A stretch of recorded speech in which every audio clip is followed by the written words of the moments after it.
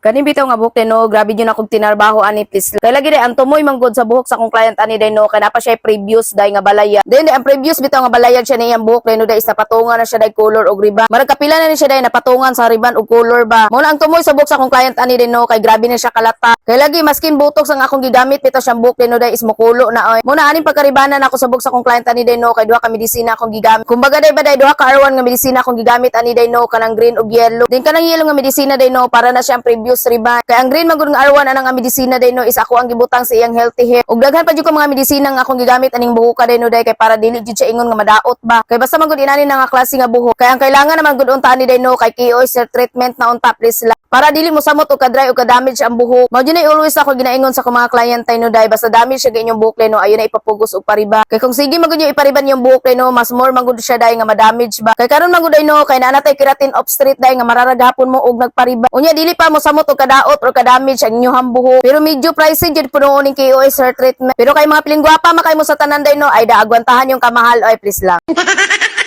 Total karon bitaw day no day, daghan na kay Bombay magpalinding ba. Muna paglinding na lang siguro mo sa Bombay day para madayon na yung pagkapiling gwapa ba, please lang.